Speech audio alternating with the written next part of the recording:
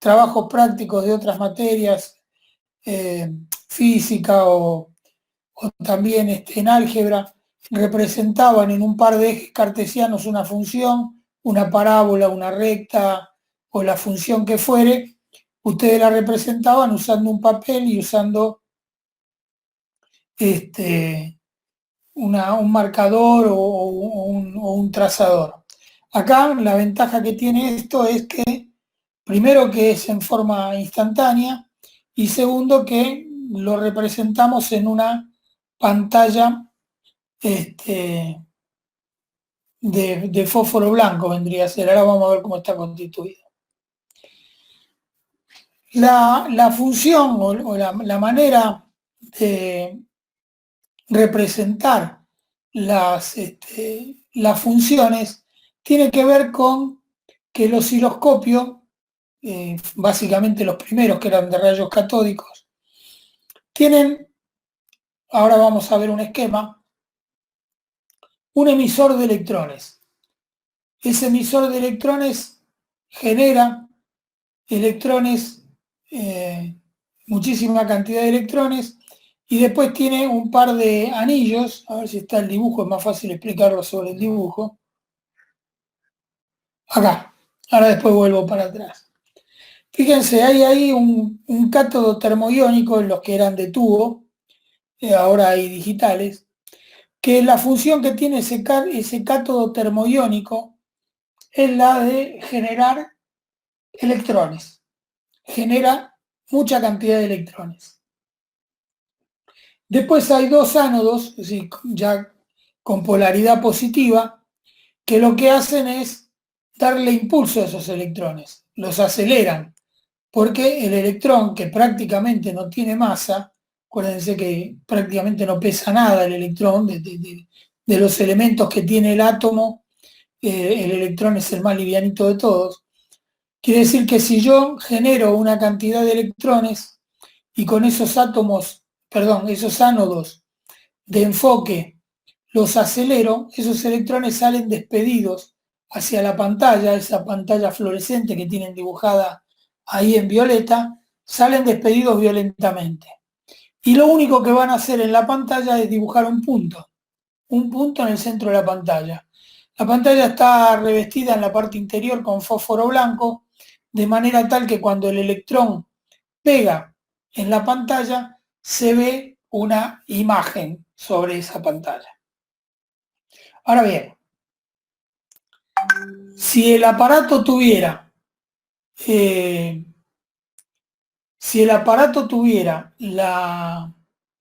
solamente esto que les describí hasta ahora, el osciloscopio lo único que podría hacer, cuando yo lo prendo y está funcionando, me muestra un punto en el centro de la pantalla. Eso es todo lo que puede mostrar. Ahora bien, si a ese haz de electrones yo lo redirecciono, por ejemplo, fíjense, ahí aparecen dos placas, dos juegos de placas. Unas placas que son verticales, que lo que hacen es modificar la trayectoria del electrón. Si las placas están verticales, modifican el trazado del electrón en forma horizontal. Vamos a ver lo siguiente. Con el primer juego de placas, el que está con la flecha roja, dice placas de deflexión vertical. Esas placas están puestas en forma horizontal. ¿Sí? Entonces, cuando yo esas placas las polarizo, denme un segundo, por favor, porque me tienen bombardeando con mensajes de deflexión vertical, están puestas en forma horizontal. ¿Eso qué significa? Supónganse que a la placa de arriba le pongo una polaridad muy positiva. Entonces, ¿qué va a pasar con el haz de electrones que está pasando por entre medio de la placa? Va a intentar irse para arriba, lo va a tratar de absorber. Pero si la corriente de electrones fuera lenta, se quedan todos esos electrones pegados en la placa y ninguno sigue de largo. Lo que pasa es que esa polaridad no alcanza a absorber los electrones, lo único que hace es desviar la dirección. Suponiendo que la placa de ese juego de placas es positiva a la de arriba, el haz de electrones se va a desviar hacia arriba. Por lo tanto, en lugar ya de pegar en el centro de la pantalla, va a pegar en la parte superior de la pantalla. ¿Ok? Ahora bien, después tenemos otro juego de placas de deflexión que están colocadas en forma vertical. Esas que están colocadas en forma vertical, ¿qué es lo que van a hacer? Si la placa que tiene justo la flecha roja que le está apuntando es positiva, va a desviar el haz de electrones hacia la derecha de la pantalla. Quiere decir que el haz de electrones, cuando no existen esas placas de deflexión, tanto horizontal como vertical, el haz de electrones va a seguir derecho, va a pegar en el centro de la pantalla, va a marcar un punto y ahí se terminó la historieta. Ahora, ¿qué pasa? Si yo a esas placas de deflexión, yo les estoy diciendo que les coloco por ejemplo, una determinada polaridad, entonces, si esa polaridad es constante, va a desviar el haz de electrón en una posición siempre fija y lo único que va a hacer es cambiar la posición del punto contra la pantalla. Pero si esas placas reciben una señal, por ejemplo, una tensión senoidal, la tensión senoidal no va a ser constante, va a ser variable. Por lo tanto, va a desviar también en forma variable el haz de electrones. De manera tal que lo que yo voy a tener es una deflexión en función de cuál sea la polaridad, o mejor dicho, cuál sea la señal que le aplico a las placas de deflexión. Mientras la señal o la tensión que le aplico a la placa de deflexión es constante, solamente va a desviar siempre en la misma posición el haz de electrones. Pero si varían, ¿sí? Si varían esas tensiones aplicadas, también la desviación del haz de electrones va a ser diferente. Entonces vuelvo un cachito para atrás. Eso es lo que dice acá. Las partículas cargadas eléctricamente se desvían y son dirigidas de manera muy exacta por el uso adecuado de campos eléctricos ubicados en la trayectoria del haz. Ubicados en la trayectoria de esta línea roja de punto, línea roja que sale desde el cátodo, impacta en la pantalla, se ve ahí desviada por las placas de deflexión. La intensidad de los campos para deflectar ese haz de electrones tiene que ver directamente proporcional a la tensión que se le aplica a las placas de deflexión. Entonces acá tienen una especie de esquema de un osciloscopio donde ya acá es la parte que tiene respecto de la fuente de la señal a medir, se toma una muestra de esa señal a medir con unas puntas de prueba que ahora las vamos a ver, eso se inyecta en el osciloscopio y el osciloscopio lo que puede tener es una variación de tiempo, una constante de tiempo que hace que generalmente esa constante de tiempo es el eje horizontal del osciloscopio y lo que hace es, en forma cíclica, desviar la trayectoria del punto de manera tal que dibuje una recta en el osciloscopio, una recta horizontal. Eso es la desviación horizontal, va a dibujar una recta entre punta y punta de la pantalla. Va y viene, va y viene, va y viene, con una velocidad tal que nosotros lo vamos a ver directamente como una recta. Pero, ¿qué pasa con esa recta que va y viene? En la medida que en las otras placas le pongamos tensión, la recta va y viene, pero si en algún momento le damos tensión a las otras placas, el punto se va a desviar y entonces va a dibujar una figura, acá como está en este esquema, va a dibujar una senoide, siempre y cuando la tensión que se le aplique a las placas de flexión horizontal acuérdense, las placas horizontales desvían la parte vertical, las placas verticales desvían la parte horizontal. ¿Se entendió hasta ahí? Sí, Sí, sí. sí, profe. Bien. Sí, sí. Entonces, acá tienen un osciloscopio real. Lo que yo les decía Sí. es lo siguiente, en esa pantalla, que ahí se ve con las líneas verdes, aparece un cuadriculado que en general ya viene grabado en el interior de la pantalla, en general viene grabado en el interior de la pantalla, y tienen un sistema de ejes cartesianos, donde lo que ustedes pueden regular son dos cosas acá. Por un lado pueden regular la velocidad con la que se dibuja la recta horizontal. Y eso se llama base de tiempo. Yo puedo trabajar con unas perillas dándole mayor o menor potencial, de manera tal que esa onda, por ejemplo, que está dibujada en este momento en la pantalla, yo la pueda ver de esa forma, o si le aumento la base de tiempo, se va a estirar, es como que agarrara las dos puntas de esa onda y tirara, y se estira, y con eso, con esa base de tiempo, yo manejo la función. O sea que lo puedo hacer más estirado o menos estirado. Mientras que la parte vertical la regulo también con la tensión que le aplico a las placas horizontales. Si yo a la placa horizontal le aplico mayor tensión, el pico de la onda va a ser más grande. ¿Qué puede pasar? Que, por ejemplo, la señal sea tan grande que el pico de la onda se me vaya de adentro de la pantalla. Entonces, ¿qué es lo que puedo hacer? A través de los controles del osciloscopio, le bajo la ganancia y de manera tal que voy reduciendo la amplitud de esa onda hasta hacerla entrar en el cuadrante.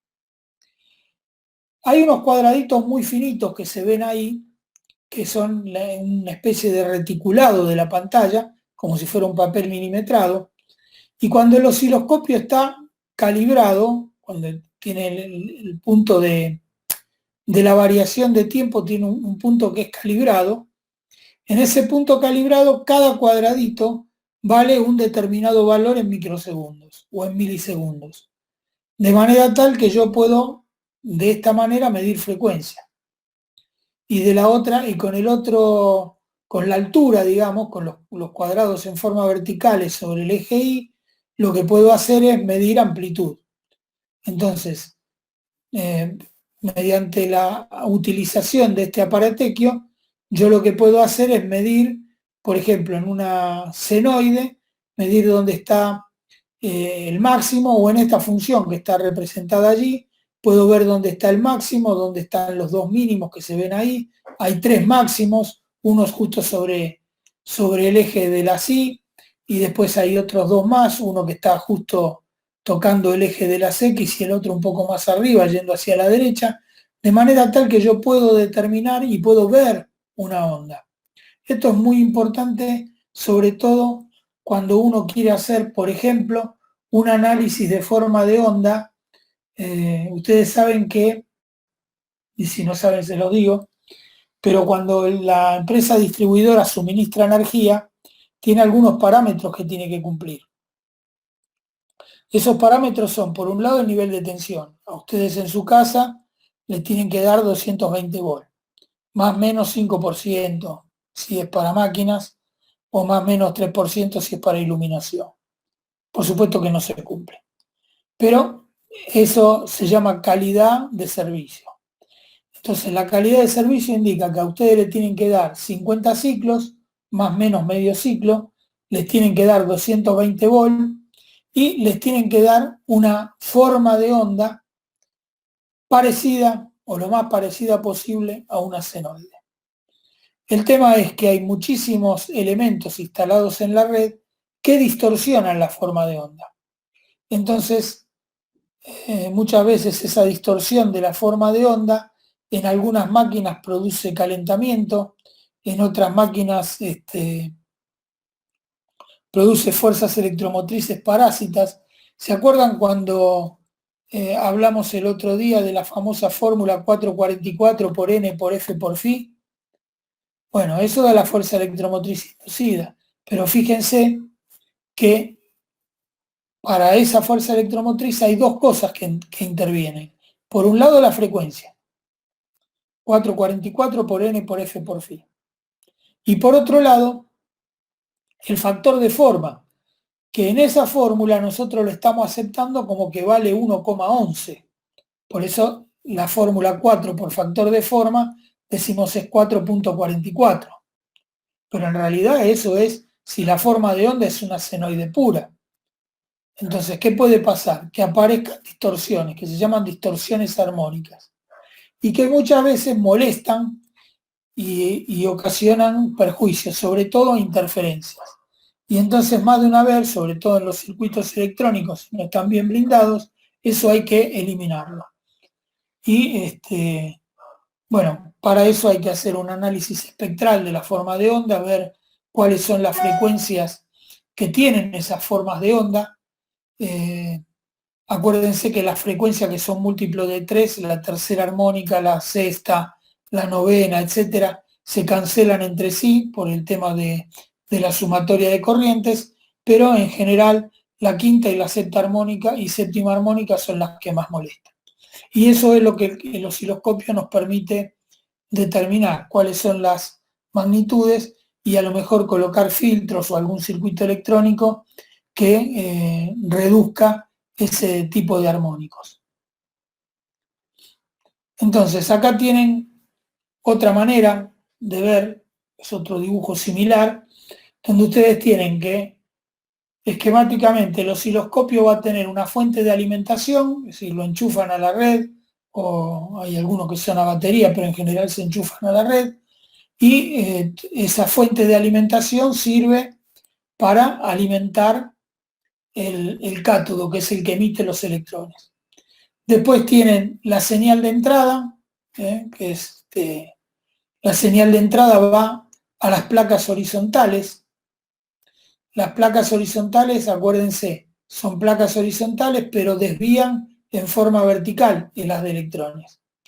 Y después tienen un generador en las placas de desviación horizontal, que están puestas en forma vertical, acuérdense de eso.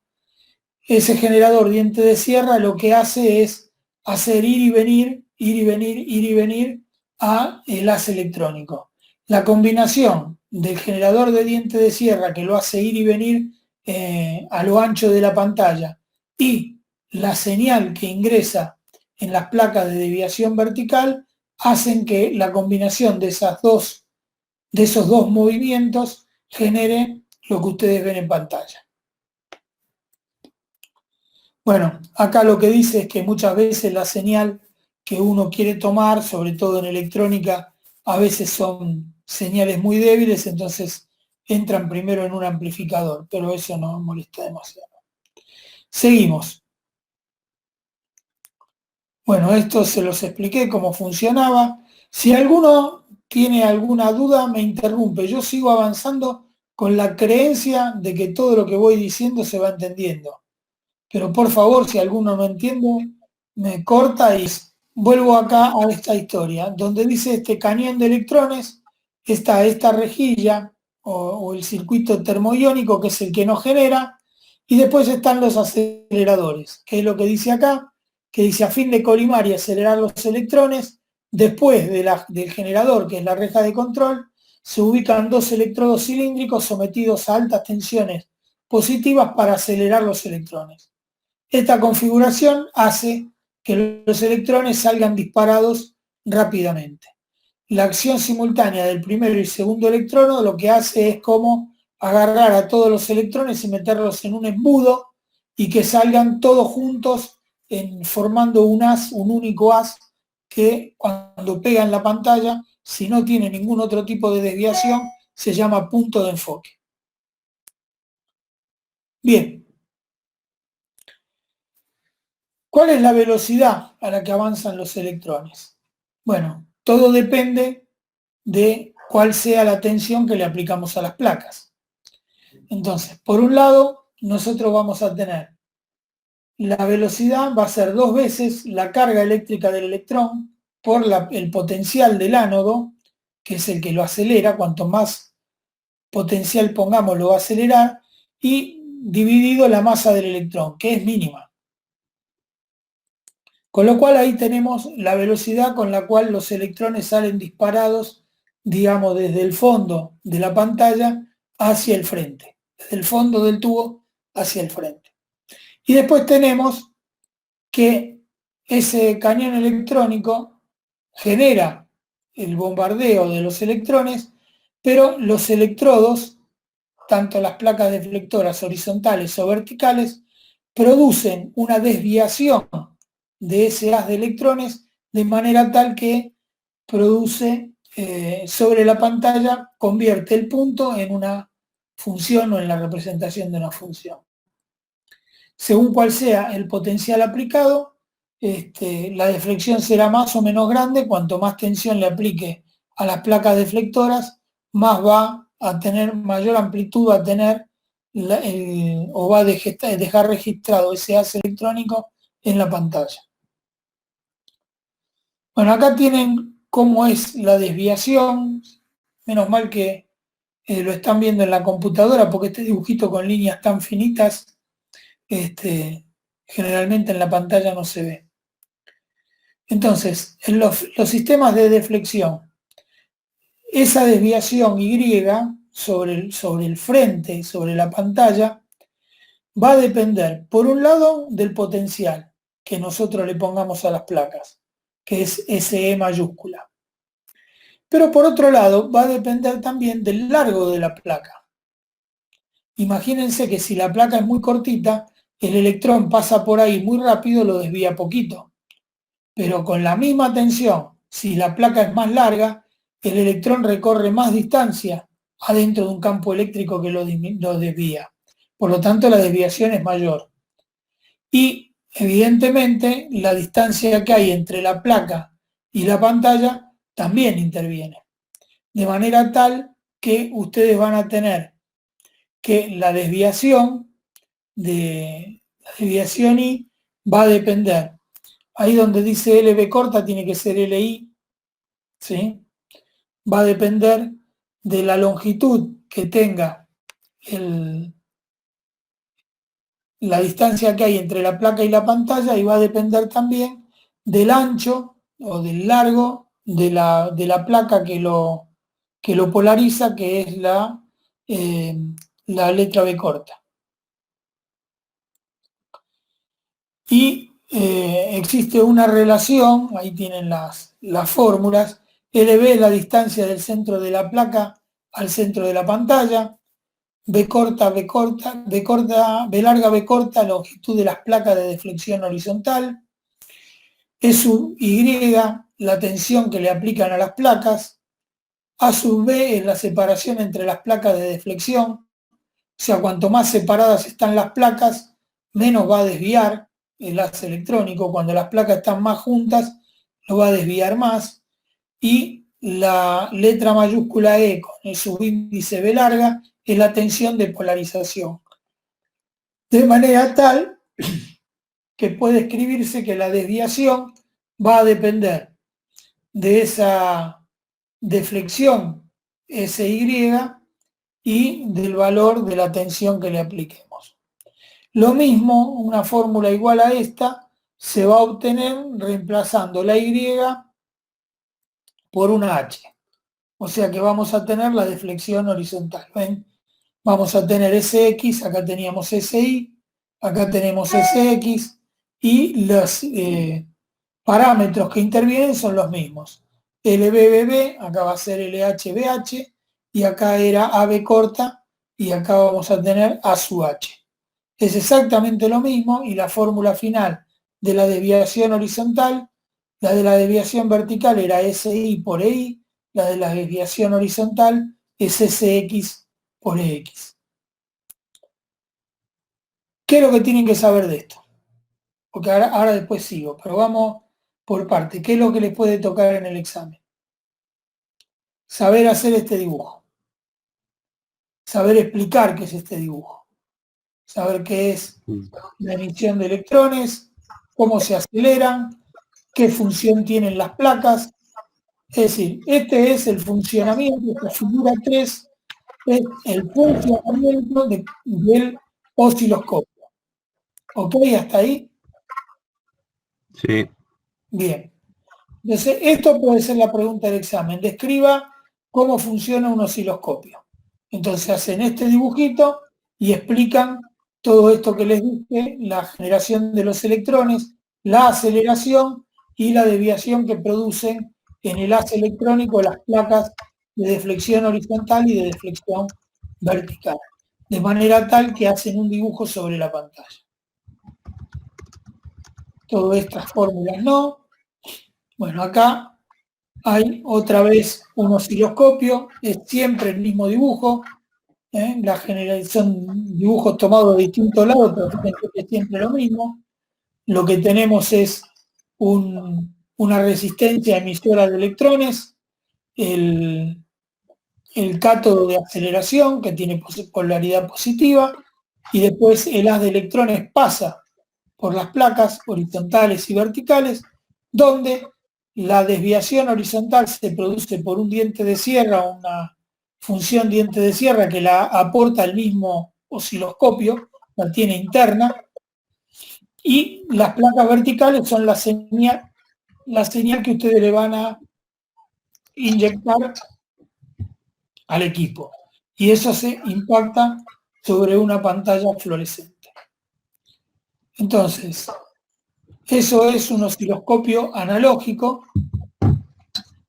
y vamos a hablar un poquito de este diente de sierra que dice B horizontal aquí, en este dibujo dice B vertical, está dibujado con un asenoide, pero abajo donde dice D corta oris es la señal que tiene el osciloscopio interno. Y ese es el generador de la base de tiempo. El eje X, que tiene la graficación que se obtiene en la pantalla de un osciloscopio, es, ¿alguno tiene un micrófono abierto? La base de tiempo es el que produce la señal que hace que el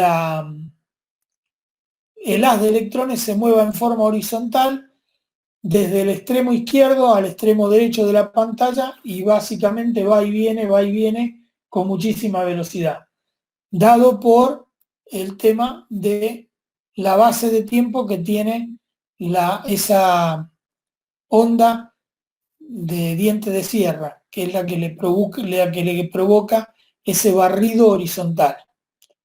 Ahí si leen el texto, dice un movimiento horizontal uniforme del haz se conoce como barrido horizontal.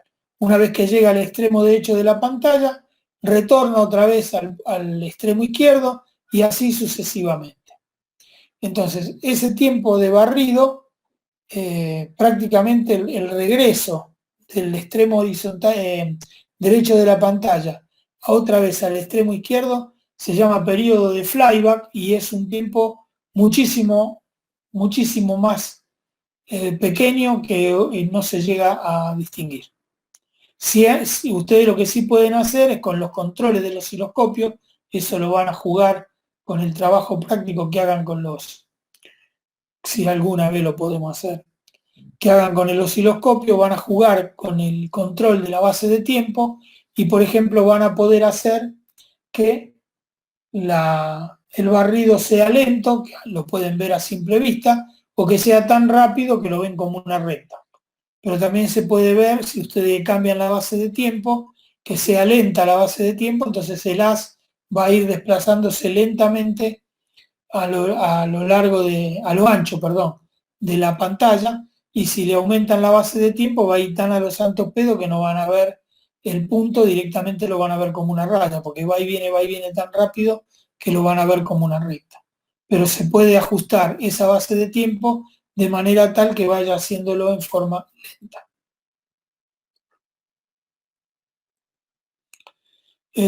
Bueno, lo que se pretende es que el periodo de regreso del haz electrónico sea lo más rápido posible para que no afecte la nitidez de la imagen. Ahora después vamos a ver algunos ejemplos.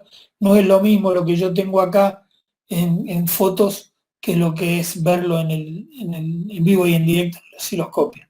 Y lo interesante de esto, les vuelvo a repetir, no es la teoría, sino que es agarrar algún generador de señales o alguna cosa y ponerse a jugar. Por ejemplo, ver un ciclo de histéresis, verlo directo en el osciloscopio o cualquier otro fenómeno que tenga que ver con una onda periódica o no, o periódica también, pero que tenga que ver con una onda y ver la forma de onda en la pantalla del osciloscopio. Entonces, acá tienen una especie como si fueran las bases de tiempo. Entonces, el tiempo T1 es el barrido, ¿sí?, del diente de sierra, y el tiempo T2 es la parte en que el haz vuelve otra vez hacia el extremo izquierdo de la pantalla. Y todas las rampas que tienen signo positivo, digamos, tienen pendiente positiva, son las que llevan a los electrones desde el extremo izquierdo al extremo derecho de la pantalla. Y las que tienen pendiente negativa es lo que se llama el tiempo de flyback, que es el tiempo que tarda en retornar. Esos tiempos están exagerados, tanto T1 como T2 están exagerados para que nosotros lo podamos ver o entender.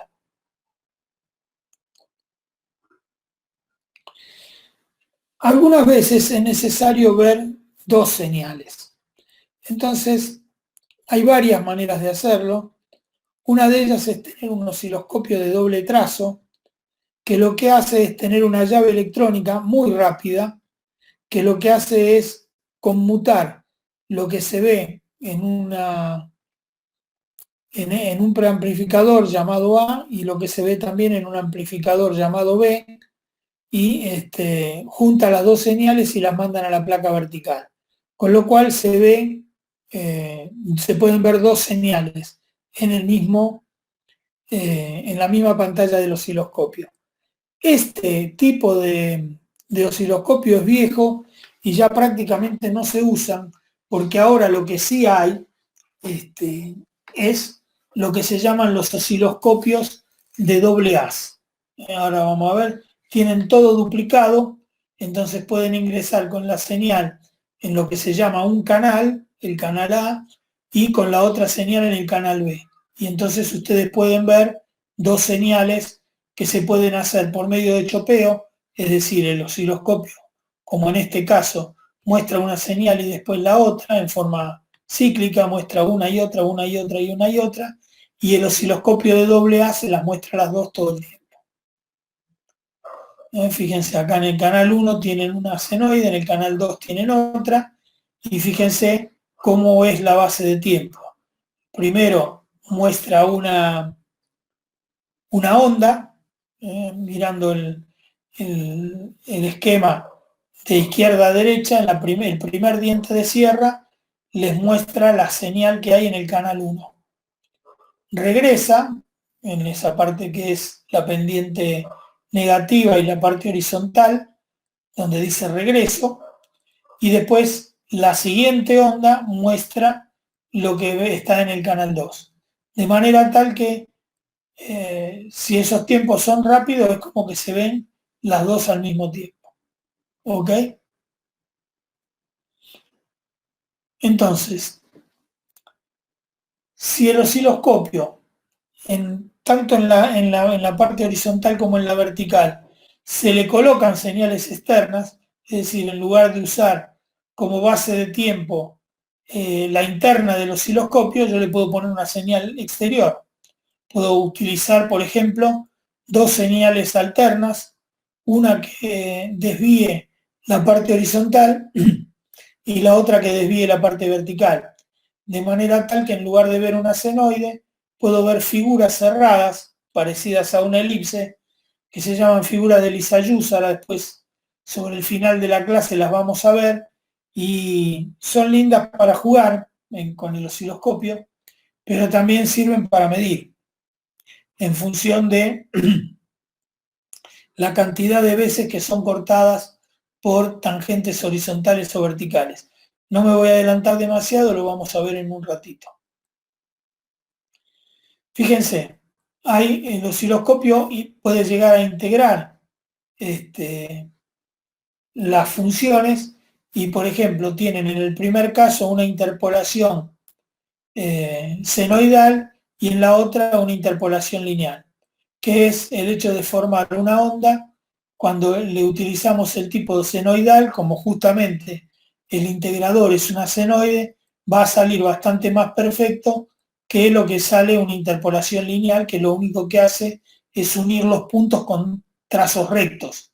El otro, sabiendo que es una senoide, la función matemática le da una forma mejor.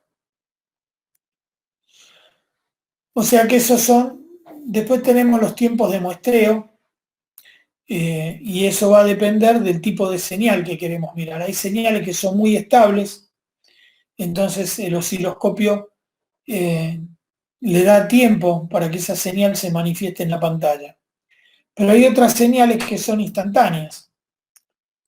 En el extremo, un delta de Dirac. Un delta de Dirac que es una función que tiene frecuencia infinita. ¿Por qué? Porque es una señal, por ejemplo, que viene con un determinado nivel, ¿sí? Como si fuera una señal continua, de repente en forma vertical toma otro valor y rápidamente, en un tiempo imperceptible, bueno, en forma teórica, ¿no? En un tiempo imperceptible, el delta de Dirac baja y otra vez toma el valor anterior. ¿Se acuerdan del delta de Dirac? Alguno que me conteste, porque yo no estoy hablando al pedo. Sí, profe, sí. Bueno, entonces, un delta de Dirac tiene frecuencia infinita. ¿Por qué? Porque salta de 0 a un valor significativo en tiempo 0. O sea que tengo una variación, el periodo es 0, por lo tanto la frecuencia es infinita. Entonces, no es el caso, el osciloscopio tampoco lo puede ver, pero hay algunas señales que son muy rápidas. Lo vamos a ver nosotros sobre el final del año, cuando estudiemos los ensayos en alta tensión, que hay una forma de onda que se llama onda de impulso, que lo que tiene que hacer la onda de impulso es simular, esa es la palabra, simular una descarga atmosférica en una máquina, en un transformador, en un aislador o en lo que fuera. Entonces, ¿qué característica tiene una descarga atmosférica? ¿Qué característica tiene un rayo? De no tener ninguna señal eléctrica a tener una señal eléctrica muy rápida en muy poquito tiempo, y una vez que el rayo cayó, después aparece lo que es la relajación, que se llama la relajación, que es ese potencial que el rayo le infringió a un equipamiento cualquiera, un aislador, una línea, un transformador, esa corriente, esa carga eléctrica que le impuso el rayo en forma rápida, se tiene que distribuir a lo largo de todo el equipo. Por ejemplo, en una línea cae en un punto de la línea, pero después viaja por la línea hasta que se atenúa totalmente y desaparece. Entonces, ese tipo de onda hay que reproducirla en un laboratorio, eso es lo que vamos a hacer nosotros en el laboratorio de Inducor, porque ¿qué pasa? Cuando yo compro un equipamiento, cualquiera, un transformador o un aislador, yo le voy a decir al fabricante que tiene que soportar una tensión de impulso de tantos kilovolts. Por ejemplo, un transformador de 132 kilovolts de tensión nominal puede venir con, en general, dos tipos de aislaciones que se llaman BIL, Basic Insulation Level, dos tipos de BIL que son de 550 y 650 kilovolts. Eso quiere decir que un aislador, por ejemplo, un pasatapa de un transformador, va a funcionar con una tensión de línea de 132 kilovolts, que es la nominal, pero si le cae un rayo, ¿cuánto se tiene que aguantar? Entonces, ahí yo le digo al fabricante, bueno, quiero un aislador que se banque 550 kilovolts del rayo. o le puedo decir 650 kV. En función de esta especificación, el día que el tipo me venda los equipos, puede ser muy bueno y le puedo creer, pero en general lo que uno hace es decir, bueno, vamos a ensayarlo. Entonces, cuando lo vamos a ensayar, yo a ese aislador de 132 kV, según que sea lo que le pedí al fabricante, lo voy a ensayar con 550 o con 650 kV. Ese ensayo está normalizado, la forma de onda que se le aplica al espécimen está especificada, es como que tenemos que generar en el laboratorio un modelo de rayo para poder hacer el ensayo. Porque lo que no podemos hacer es poner el aislador en la terraza y esperar un día de tormenta. Más vale que eso no se hace. Entonces, las normas definen cómo generar una descarga de impulso, que así se llama, una corriente de impulso, y qué características tiene que tener esa tensión de impulso. Lo vamos a ver nosotros sobre el fin del año, y si Dios quiere y termina toda esta historia, vamos a hacer las pruebas en el laboratorio de Inducor, que tiene un generador de impulso. La facultad, imposible de tenerlo, debe costar hoy $2,5 millones. Un generador de impulso más o menos, los grandes están mucho más caros. Pero bueno, ahí tenemos uno muy interesante que puede llegar hasta 1 millón de volts y vamos a hacer ensayo con eso. Entonces, ese tiempo, esas señales de esas descargas simulando las atmosféricas, lo vamos a ver nosotros en el laboratorio de Inducor en un osciloscopio. Para todo eso les conté toda la historieta, pero un poco también para que vean para qué se usa, porque yo les digo los elementos de medición o cómo medir, pero también les tengo que decir cuál es la aplicación práctica que tienen. Y el osciloscopio, esa es una de las aplicaciones prácticas, la de ver, por ejemplo, en una forma de onda de una tensión de ensayo. Bueno, después, si uno tiene que interpolar los resultados, con lo que se pudo sacar del osciloscopio, se pueden repetir los ensayos y hacer una interpolación. La interpolación puede ser en forma aleatoria, es decir, voy tomando distintos puntos de la señal, o secuencialmente, es una interpolación ordenada. ¿Cuáles son los tipos de onda en general que podemos ver todos los tipos de onda, pero cuáles son los más comunes? Bueno, para nosotros que somos eléctricos, básicamente las ondas senoidales.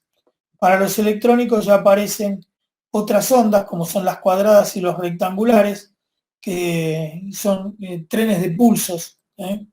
Y después también aparecen ondas triangulares o ondas dientes de sierra, que también tienen distintas particularidades. Pueden ser de frente muy escarpado o de frente más achatado, en fin, distintos tipos de ondas. Entonces, fíjense, las ondas senoidales, más que recontra conocidas por nosotros, es una combinación de una... ¿Se ve el mouse? No. Yo no lo veo, profe. Esas ondas longitudinales, o la onda que estamos mirando en el extremo izquierdo, la onda que está dibujada abajo en el extremo izquierdo, es una onda que tiene una amplitud constante y una frecuencia constante. Por lo tanto, dibuja lo más chotamente piola una senoide que va siendo repetitiva en el tiempo, va haciendo toda igual.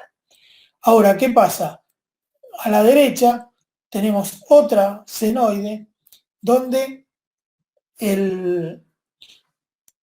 la amplitud se va reduciendo. Caso típico, la corriente de cortocircuito. La corriente de cortocircuito en el primer momento es una corriente muy elevada, se llama ahí segunda K de cortocircuito, que afecta básicamente a los cortocircuitos o a los equipamientos mediante solicitaciones electrodinámicas, porque puede durar 2 ciclos y medio, no mucho más que eso. Son de muy corta duración. Es el momento en que se produce el cortocircuito. y produce daños electrodinámicos. Pero después la corriente de cortocircuito sigue hasta que se atenúa en una cantidad de periodos bastante más grande y se va amortiguando, va disminuyendo. Pero como dura más tiempo, esa parte de la corriente de cortocircuito es la que exige al equipamiento desde el punto de vista térmico. Vuelvo a repetir, la I segunda K de cortocircuito es de muy corta duración, 2 ciclos, 3 como mucho, pero muy importantes en cuanto a amplitud. Entonces, solicitan en forma electrodinámica a los equipamientos. Cuando esa amplitud de la corriente de cortocircuito se va amortiguando con el tiempo, pero tarda mucho, hablando de muchos son segundos o milisegundos, ese tiempo es el que hace la solicitación térmica a los equipos. Entonces ahí tienen representado una onda senoidal normal, común, y en la parte derecha tienen una onda senoidal amortiguada, ¿no? Siempre oscilan, ¿no? Tenemos la onda cuadrada, la onda rectangular, son muy parecidas. La diferencia que existe es entre un cuadrado y un rectángulo. Es decir, en un caso la onda cuadrada, la base de tiempos es siempre igual, y en el caso de la onda rectangular hay pulsos anchos y pulsos angostos. Este tema de los pulsos se utiliza mucho en la parte de protecciones porque se codifican los trenes de pulsos, de manera tal que no aparezca una operación fallida de la protección, porque la protección lo interpreta como que alguien está hablando, pero le miran la frecuencia con la que habla. Entonces, comparan la frecuencia del transmisor y del receptor, porque las protecciones modernas, se comunican entre sí. Ustedes tienen que proteger una línea de alta tensión. Hay protecciones en ambas puntas de la línea. Entonces, cuando hay una falla, ¿sí?, las protecciones, ambas dos, reciben o ven la falla. Y en el momento de operar, cada una le dice a la otra que tiene que operar. Y pueden operar más rápido o más despacio en función de la distancia que tengan desde la falla a la protección. ¿Me explico? ¿Por qué? Porque acá hay toda una selectividad, es como el interruptor que tienen ustedes en su casa, la termomagnética. Si ustedes tienen una falla en su casa, lo primero que tiene que actuar es la termomagnética de su casa.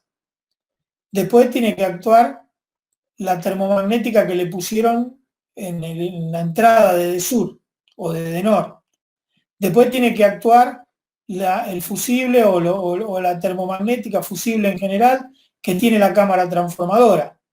Con un tiempo después tiene que operar la subestación, un tiempo después tiene que operar la línea de transmisión y un tiempo después la central. No es lógico, no suena lógico que porque ustedes tengan un cortocircuito en un enchufe de su casa, saquen de servicio una central eléctrica. Es una pelotudez lo que estoy diciendo, pero de alguna manera me sirve para graficar el ejemplo.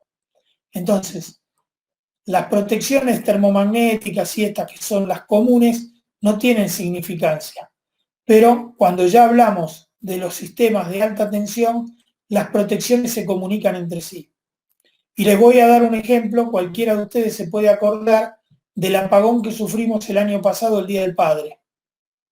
Se quedó toda la República Argentina a oscuras, toda completa. ¿Y eso qué fue lo que pasó?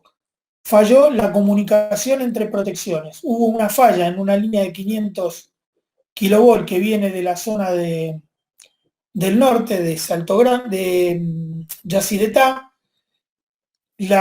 Cuando uno modifica el circuito eléctrico, tiene que modificar las protecciones, la actuación de las protecciones y los tiempos, sobre todo. A ver, esto es como que ustedes están haciendo una instalación en una fábrica y de repente la fábrica se modifica porque traen una máquina nueva, porque ponen mayor consumo o lo que fuere. ¿Ustedes qué es lo que hacen? Vuelven a hacer un cálculo de las corrientes de cortocircuito y probablemente tengan que cambiar la térmica, tengan que sacar una, qué sé yo, de 16 amperes para poner una de 20 o de 25. ¿Se entiende lo que estoy diciendo, verdad? En el sistema de alta tensión pasa lo mismo. Si yo reconfiguro el sistema de alta tensión, los tiempos que tengo de ajuste entre las protecciones los tengo que volver a cambiar cuando modifico la red de alta tensión. Bueno, ahí se mandaron un moco, dejaron los tiempos como estaban, los tiempos se tendrían que haber acortado porque se había modificado la topografía de la red, no lo hicieron y bueno, una central se llevó puesta a la otra, y se produjo una especie de reacción en cadena, algo parecido a cuando se juega una cinchada, no sé si alguna vez jugaron, que se pone, qué sé yo, 10 tipos de un lado, 10 tipos del otro y tiran de un piolín. Bueno, eso es graficando lo que sería la oferta y la demanda. De un lado tienen los generadores, del otro lado tienen los consumos. Mientras eso está en equilibrio, la soga está tirante, tiran uno para un lado, uno para el otro y salvo ligeros movimientos, la cosa está pareja. Ahora, si en algún momento de los dos equipos que están jugando las hinchadas, hay dos que dicen, ya, me pudrí, me voy, bueno, evidentemente ahí aparece un desequilibrio y entonces o sacamos dos del otro lado para que siga el equilibrio o, digamos, se los va llevando a todos, ¿sí? Imagínense que hay un zanjón en el medio. Se van cayendo adentro del zanjón y entonces los que están tirando cada vez tienen más fuerza y cada vez arrastran con más velocidad a todos los que estaban perdiendo. Bueno, eso es lo que pasó en este tema de este apagón. Por un lado, la hinchada era de oferta y demanda, generación y consumo, un agujero en el medio, un zanjón en el medio, y están tirando en forma equilibrada. Se pierde generación, no me acuerdo qué fue que pasó, o carga, no sé, no, se pierde carga, se cae una línea, se pierde carga, entonces los generadores se llevan toda la carga rápidamente. ¿Y qué es lo que pasa? Se entran a embalar. Al embalarse operan las protecciones por sobrevelocidad. Y bueno, y así se llevó todo el sistema, que llevó casi 14 o 16 horas volverlo a poner en servicio, porque no es moco de pavo, no es como cuando salta la térmica en casa que vamos y levantamos la palanca y ya está. Hay que sincronizar las máquinas, todo un despelote. Pero bueno, ¿a qué vino esto? A que esas protecciones se comunican con ondas, con trenes de pulso, que es como que hablan el mismo idioma. Antes, hasta hace no muchos años atrás, era todo un quilombo esto. Porque, ¿qué pasaba? Siemens tenía un protocolo de comunicación que se entendían nada más que las protecciones Siemens. AEG tenía otro protocolo diferente de comunicaciones. General Electric tenía otro diferente. ¿Eso qué significaba? Que en un sistema, si ustedes tenían que combinar o coordinar varias protecciones de distinta marca, no podían. Porque es como que yo le estoy hablando en inglés a un tipo que habla alemán y él me habla en alemán a mí que yo no entiendo y yo le hablo en inglés a él y él no entiende. Entonces, todo este protocolo de comunicaciones se pusieron de acuerdo, alguna vez suele pasar, todo el mundo y dijeron, bueno, todas las protecciones van a hablar el mismo idioma. Y hay un protocolo que se llama 61850, creo que es, no me acuerdo bien el número, pero creo que es ese, donde está establecido que todas las protecciones hablan el mismo idioma. Entonces, yo en el mismo sistema puedo poner una protección Siemens con una General Electric o con una AEG y coordinarlas a ellas porque todas están hablando el mismo idioma. Todo eso se hace con trenes de onda o con pulsos, trenes de pulsos. Bueno, después tenemos los dientes de sierra. Fíjense, podemos tener una onda triangular como la que vemos nosotros en la parte izquierda, o una onda diente de sierra, que esa es la que usa el osciloscopio. ¿Por qué? Porque mientras va creciendo la onda, es cuando el haz de electrones va circulando de izquierda a derecha en la pantalla. Cuando llegó a la parte derecha de la pantalla, ahí aparece la parte vertical que manda otra vez el punto o el haz de electrones a la parte izquierda de la pantalla para que otra vez empiece el barrido. Cuando terminó el barrido, la caída vertical hace que rápidamente se inicie de nuevo. ¿Ok? Bueno, después tienen pulsos, flancos, escalones, son distintas formas de onda. Estos son datos que ustedes ya los conocen. ¿Cómo se caracteriza una onda? Bueno, por la amplitud y la frecuencia. La frecuencia, ustedes saben que es la inversa del periodo, o el periodo la inversa de la frecuencia, así que esto, digamos, para ustedes es ya conocido. Entonces, la frecuencia y la amplitud.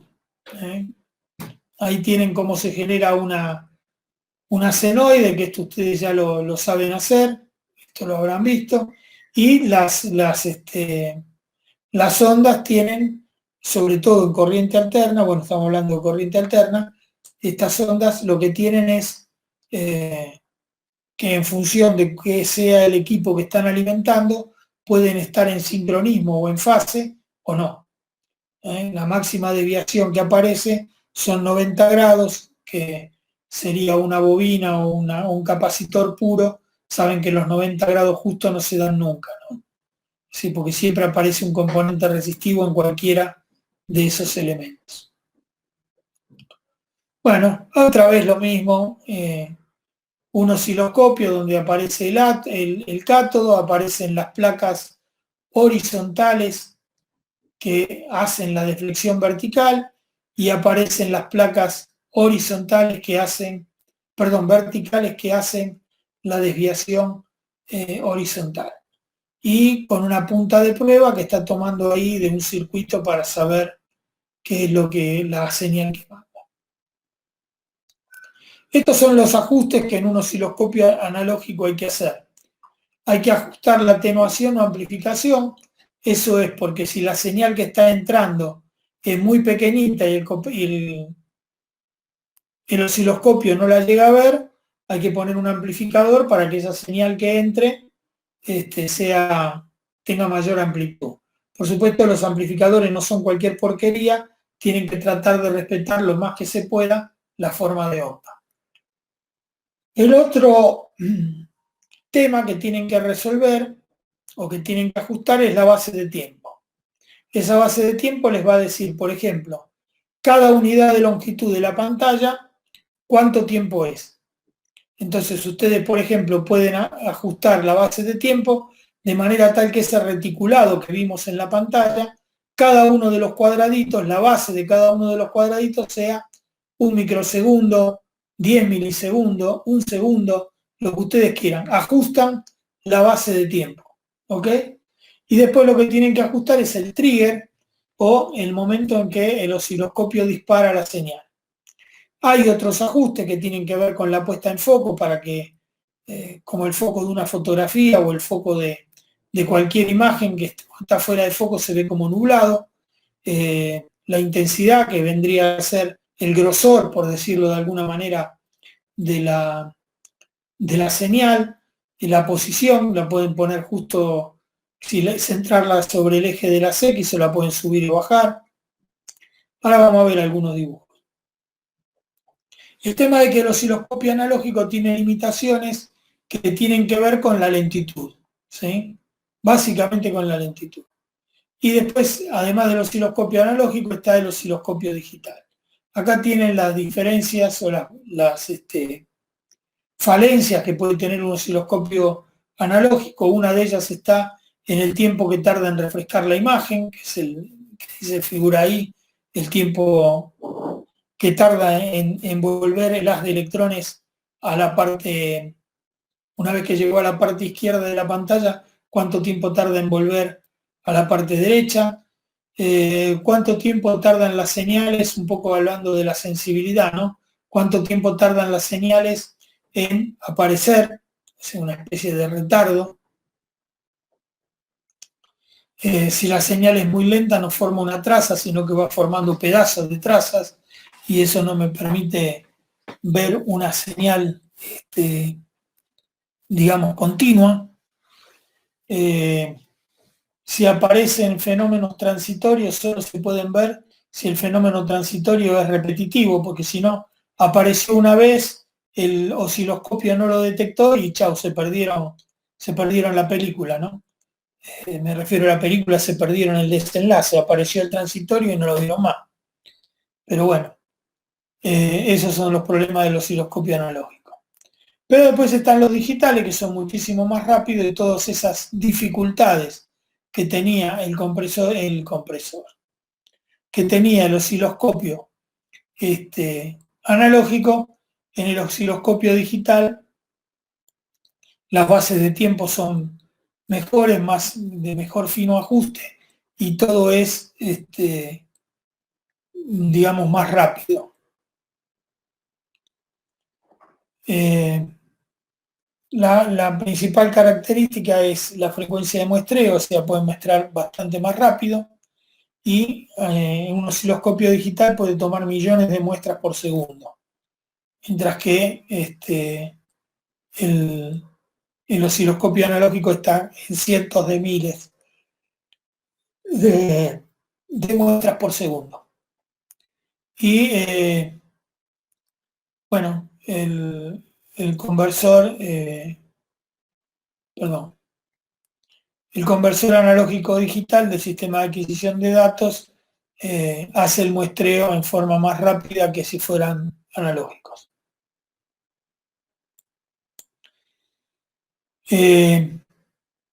Bien, ¿cuáles son las prestaciones y las facilidades que se pueden obtener? Son las siguientes. Obtener un valor eficaz verdadero mediante una medida automática de los valores de pico, medida de flanco de la señal y otros intervalos. Flanco es el costado, ¿no? Cuando lo empieza a detectar. La captura de elementos transitorios, los cálculos como FFT, frecuencia de falla transitoria, por ejemplo. Bien. Después tenemos lo que es el ancho de banda, que es casi como el ancho de banda que ustedes utilizan para internet o que utilizan la televisión. Cuanto mayor es el ancho de banda, mejor exactitud tenemos para medir en un rango de frecuencias importantes. Si el ancho de banda es pequeño, algunas frecuencias el osciloscopio no las va a poder detectar o no las va a poder medir. Por supuesto, cuanto mayor ancho de banda tenga, más plata hay que poner. El tiempo de subida está relacionado con lo anterior, que es un parámetro que me permite detectar si el tiempo de subida es muy corto, es pequeño, me permite visualizar toda perturbación por más rápida que sea. Si el tiempo es demasiado extenso, por ahí esto es más o menos como cuando hablábamos de los sistemas móviles en los instrumentos de medición, que si poníamos un sistema móvil muy pesado tenía mucho momento de inercia y entonces no era capaz de detectar muy ligeras variaciones de la señal que tenía que detectar. O con el osciloscopio pasa lo mismo. Si el tiempo de subida es muy lento, entonces cualquier variación que es un pico de subida y enseguida vuelve a su valor original, el osciloscopio no la ve. Bueno, la sensibilidad tiene que ver justamente con lo que hablamos siempre de lo que es la sensibilidad, capacidad de reaccionar frente a un estímulo. La sensibilidad es la capacidad de reaccionar que tiene cualquier cosa frente a un estímulo. Un instrumento, una persona, las personas tienen distinta sensibilidad, ¿no? Le pegan una patada en la cabeza al perro, a algunos no le importa nada y otros que son más sensibles les da bronca, pero bueno, hablamos mil veces de la sensibilidad. La velocidad, lo que les contaba recién, la velocidad está en el orden de los nanosegundos, es muy, muy rápido. Y después, que lo que tiene que ver también es el caso de la exactitud en la ganancia. Es decir, yo les dije que si la señal era muy pequeña, la señal se tomaba a través de un amplificador. Pero bueno, ese amplificador es como el transformador de corriente. ¿Cuál es la relación? Si hay un error de relación, Entonces la salida del amplificador no refleja con exactitud lo que es la entrada. Entonces, si ese amplificador tiene error, resulta que yo estoy midiendo con el osciloscopio. Acuérdense que podemos medir sobre la pantalla en centímetros y multiplicarlo por la escala. Entonces, si estoy entrando con un amplificador de señal que me distorsiona y, por ejemplo, le carga un 10% a lo que estoy midiendo, resulta que estoy midiendo 5 milivolts y el amplificador me lo lleva a 5,5. Entonces, ahí tengo problemas en la exactitud. ¿Eh? Bueno, lo mismo con la base de tiempos. El tiempo que está registrando es el real o está distorsionado. Y el tema de la velocidad de muestreo tiene que ver con si veo la onda completa o la veo recortada. Y la resolución vertical, bueno, tiene que ver con la deflexión que originan las placas horizontales, que son las que dan lugar a la modificación de la amplitud vertical, cuál es el tiempo del algoritmo de cálculo que tiene. Y la longitud del registro, bueno, depende de esto cuando uno quiere hacer una reconstrucción de una señal y necesita tiempo para verlo. Muchas veces las señales son o muy altas o muy pequeñas. Entonces, las mismas puntas con las que se toma la señal para ingresarla en el osciloscopio pueden tener atenuadores. Los atenuadores se denominan con un número y una letra X. Por ejemplo, una punta que sea 10X va a meter en el osciloscopio una señal 10 veces menor que la que está conectada en la punta. Una punta que tiene una señal o una atenuación de 100X va a meter en el osciloscopio una señal 100 veces menor que la que ustedes le están poniendo a la punta. Por ejemplo, colocan para medir la tensión de fase de un aparato domiciliario y entonces ustedes colocan una punta que sea 10X y al osciloscopio le van a entrar 22 volts en lugar de 220. ¿Por qué 22? Y porque la punta está atenuando 10 veces el valor de la tensión que tiene.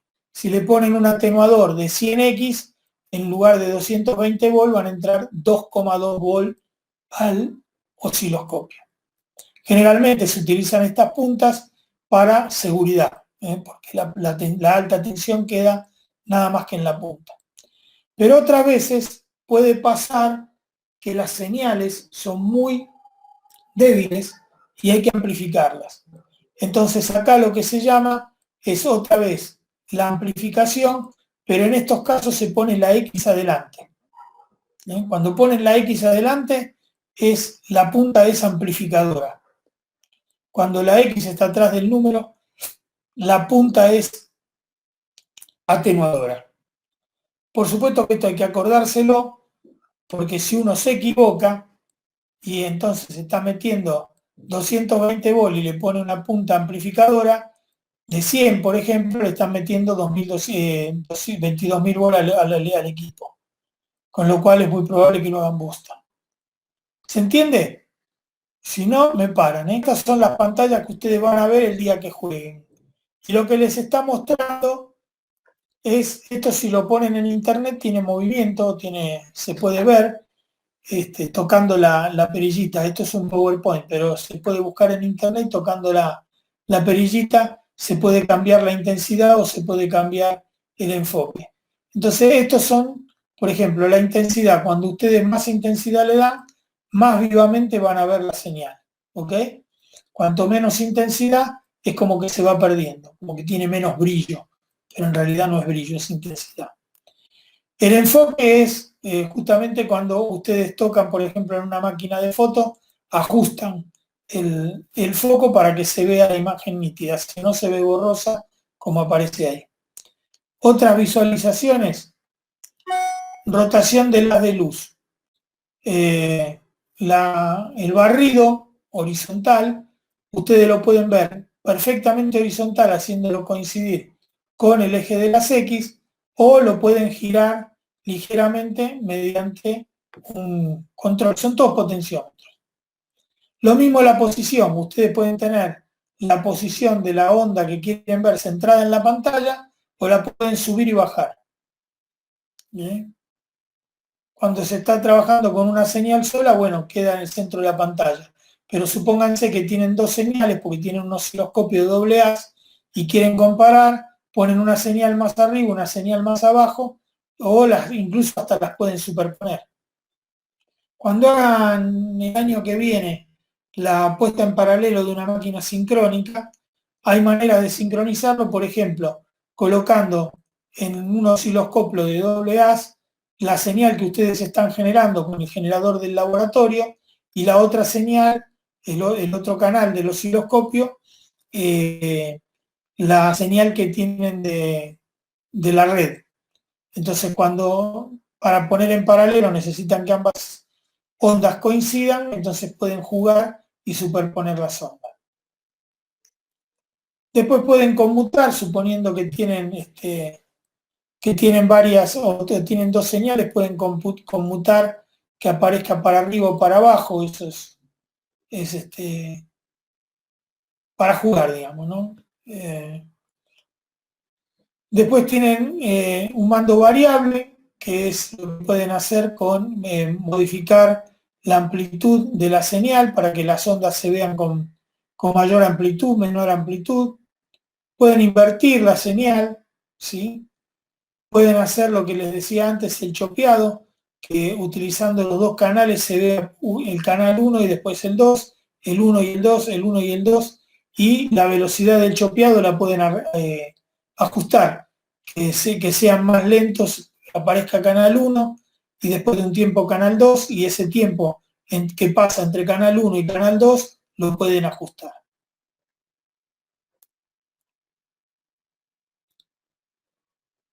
Bueno, esto es lo mismo cuando tienen un canal solo y digamos es esa llave inversora que les mostré que pueden usar uno y otro canal. La posición horizontal también se puede mover y fíjense ahí, por ejemplo, la onda que tienen en el dibujo de arriba. Tranquilamente la pueden pasar y verla como se ve en el dibujo de abajo. ¿Qué es lo que tendrían que hacer? Entrar a juntarla, es como que la comprimieran desde ambas puntas, entrarla a juntar de manera tal que aparezcan en lugar de ahí, hay dos semiciclos positivos, dos negativos. Si ustedes le cambian el tiempo, pueden meter 3 ondas, 4 ondas, 5 positivos, 5 negativos, 10 y 10, 100 y 100, o un montón y un montón como los que figuran en el dibujito de abajo. ¿Qué es lo único que hicieron? Cambiaron la base de tiempo. Le cambiaron la frecuencia, entonces arriba, que tiene una frecuencia, digamos, lenta, 2 positivos, 2 negativos, le entran a cambiar la base de tiempo y entonces en la misma pantalla van a ver infinidad de ondas positivas, infinidad negativas. Eso es lo que hacen tocando esto que dice time base.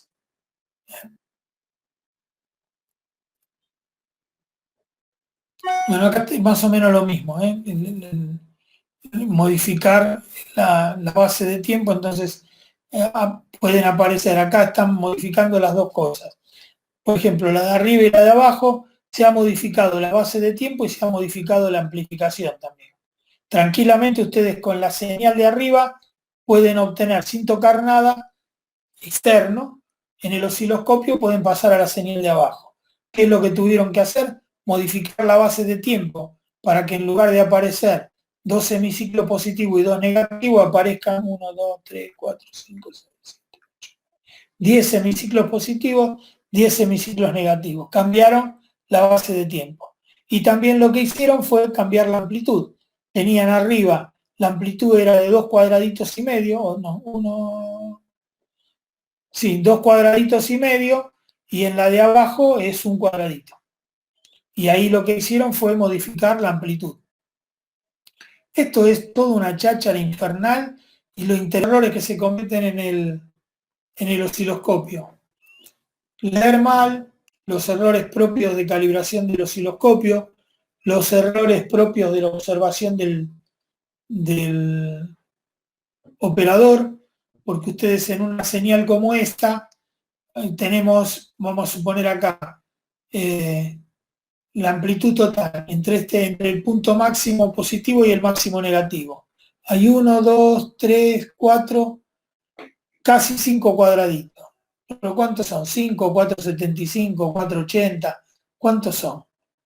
Entonces ahí aparece un error que es propio del observador. ¿Se entiende? Después, bueno, puede aparecer ruido según donde están midiendo, por las mismas puntas, por los mismos cables que llevan la señal al osciloscopio, aparecen, porque esos cables en definitiva terminan siendo antenas.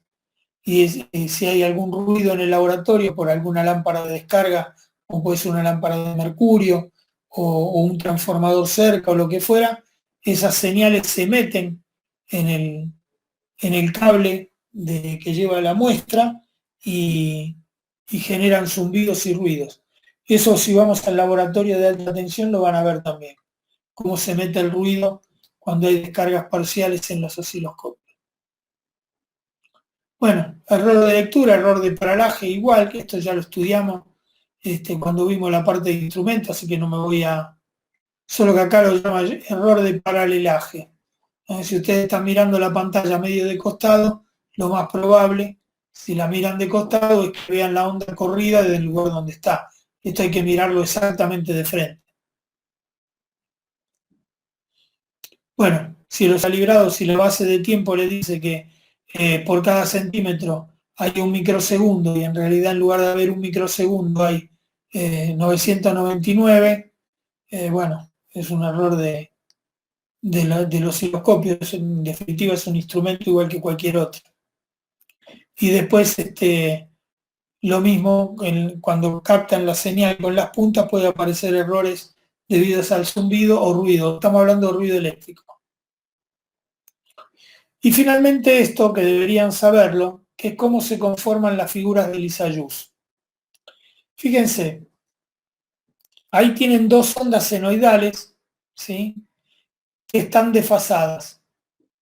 Tienen una onda que figura como I en función de T, ¿sí?, que tiene una amplitud V larga, y en el positivo y menos V larga, tiene una determinada frecuencia y tiene un determinado ángulo de fase respecto del cero. Y después tienen otra onda, también senoidal, que es la onda X, que es la que está acostada, la que se ve en el extremo inferior derecho de la pantalla. Y lo que se hace es, para cada uno de los tiempos, o sea, con las líneas de punto, esas dos líneas de punto que están tiradas, fíjense que, por ejemplo, una línea de puntos sale del máximo de la línea de la onda B, ¿sí?, y también sale del máximo de la onda A. ¿Dónde se cruzan? En función del tiempo. Fíjense que el máximo de la onda B se produce en esa línea de puntos verticales del dibujo que está a la izquierda de la pantalla, se sube con ese tiempo, ¿sí?, y se obtiene el máximo. Ahora, en la otra onda, para ese mismo tiempo, no se obtiene el máximo, se obtiene otro valor.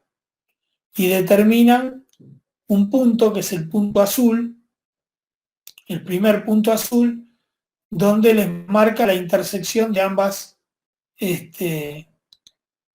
de ambos valores de la senoide. ¿Se entiende el tema?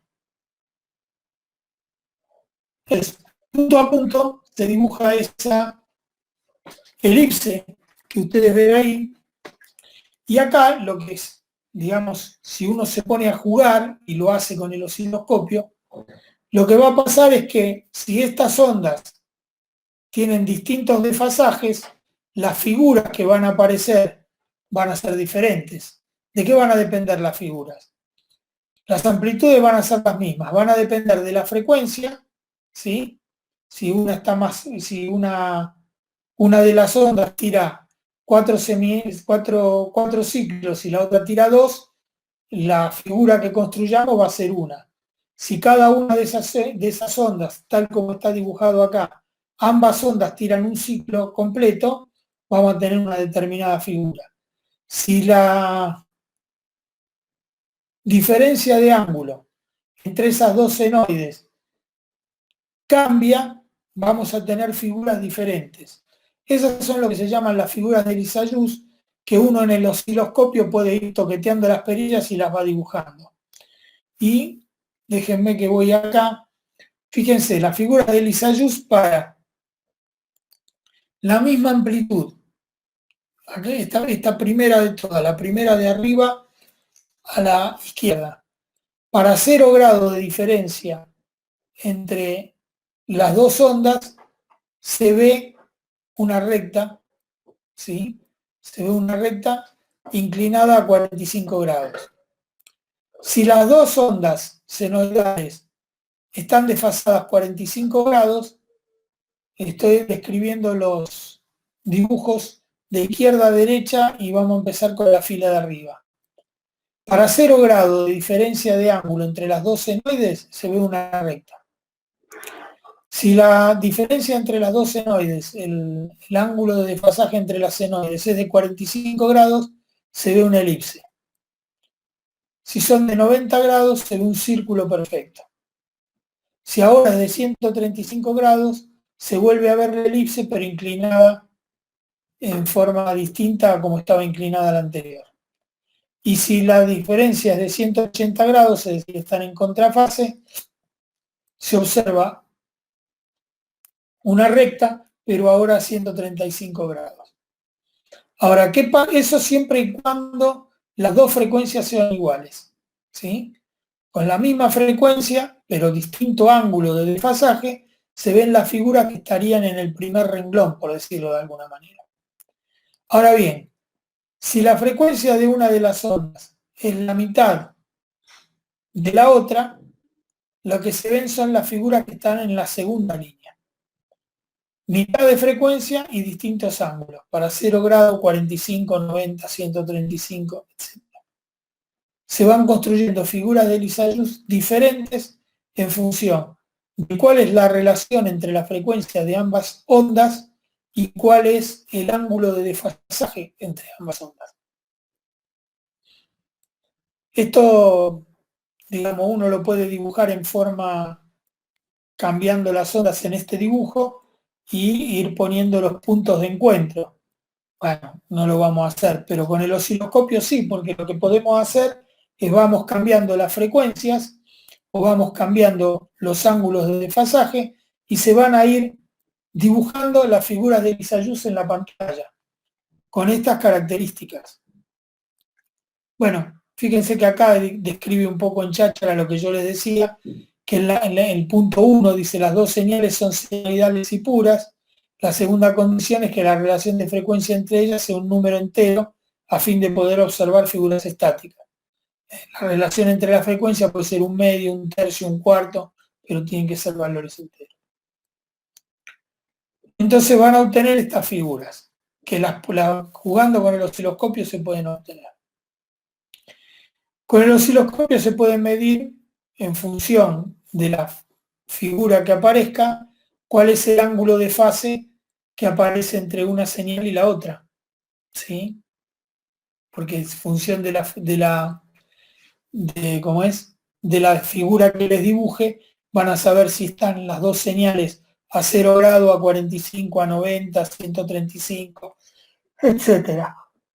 O sea, que analizando la figura que aparece en la pantalla, pueden ustedes ver el ángulo de fase. Vamos a hacer un ejemplo rápido. Si el ángulo está entre 45 y 90, esa elipse que ustedes están viendo ahí sería más gorda, ¿sí?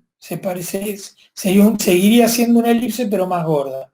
En cambio, si el ángulo está entre 0 y 45, dejaría de ser una recta, porque el ángulo es más de 0, pero sería una elipse más flaca, porque el ángulo no está llegando a 45. ¿Bien? Entonces, con la figura de Lissajous uno puede medir la relación que existe entre ambas fases, entre ambas senoides, digamos. Y finalmente, fíjense acá, les explica que si la diferencia de fase es 0 grados, entonces hay una recta 45. Esto es lo mismo que estuvimos viendo recién, ¿no? Si la diferencia de fase es de 45 grados, entonces van a tener la elipse. Si la diferencia de fase es 90 grados, van a tener el círculo.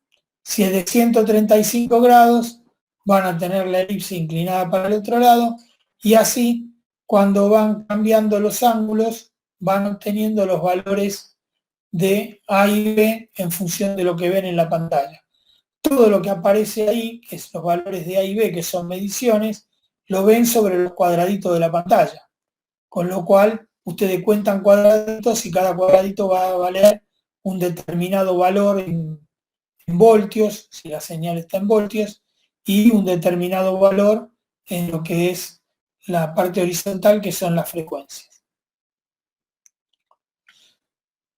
Pueden aparecer frecuencias como estas que se ven cuando son 2/3 y 3/4 de las frecuencias, y son garabatos bastante,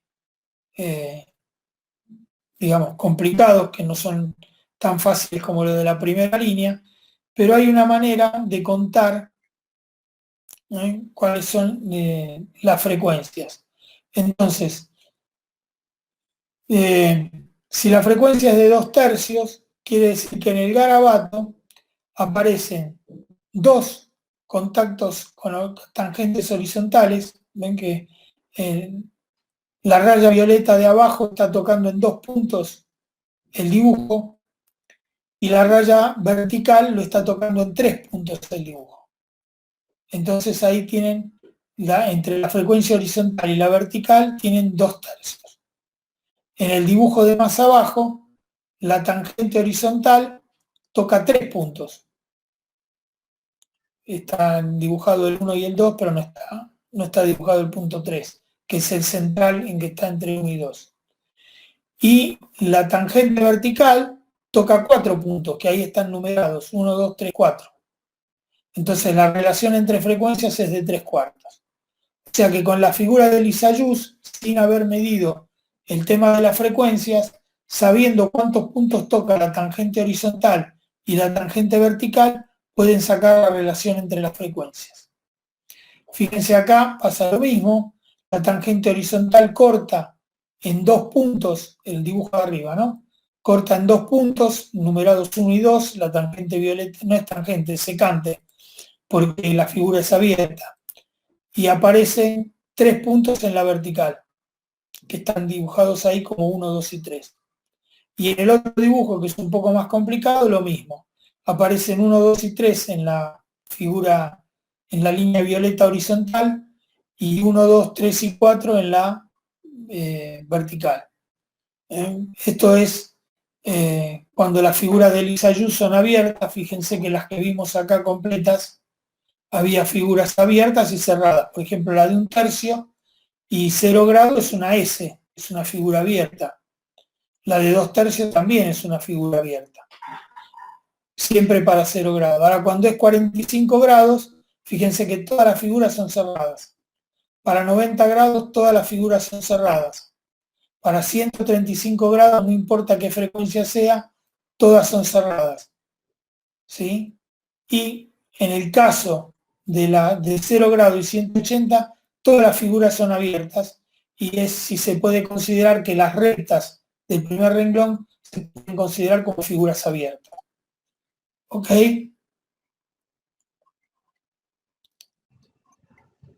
Ok. Al revés. Ya terminamos. Lo tengo podrido, pero bueno.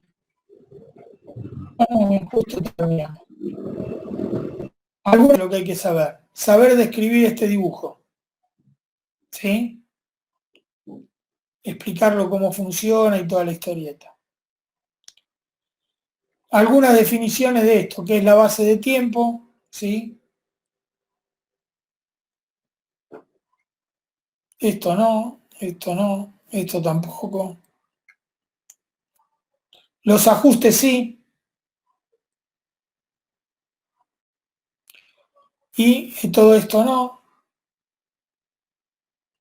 Lo de las puntas sí, que es una punta 10x o que es una punta x10, eso sí. Esto no, esto lo van a hacer jugando.